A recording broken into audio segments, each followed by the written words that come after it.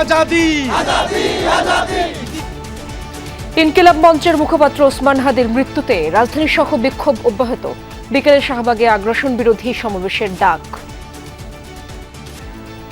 বিচার এবং দোষীদের অতি দ্রুত শাস্তির আওতায় আনতে হবে। ওসমান হাদিকে যারা খুন করে ভারতে পালিয়েছে তাদেরকে ফেরত দিতে হবে। শাহবাগে আমাদের আন্দোলন অব্যাহত থাকবে। সন্ধ্যায় দেশে আসছে হাদির মরদেহ। জুমার নামাজে দোয়া প্রার্থনার আয়োজন। শনিবার রাষ্ট্রীয় শোক ঘোষণা। ঝালকাঠির গ্রামের বাড়িতে শোকাবহ পরিবেশ।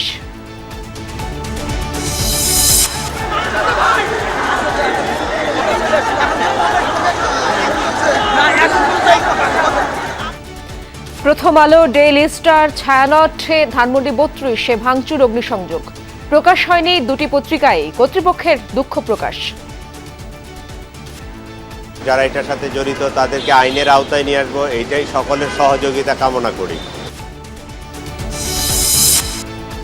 রাজধানীর বাজারে ক্রেতা সমাগম কম। যোগান বৃদ্ধি পাওয়ায় সবজির দাম কেজিতে কমেছে ১০ থেকে ২০ টাকা।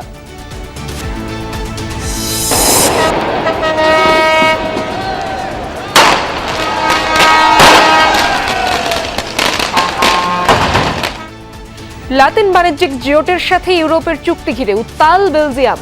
আলু সহ বিভিন্ন কৃষি পণ্যে ফেলে অভিনব প্রতিবাদ।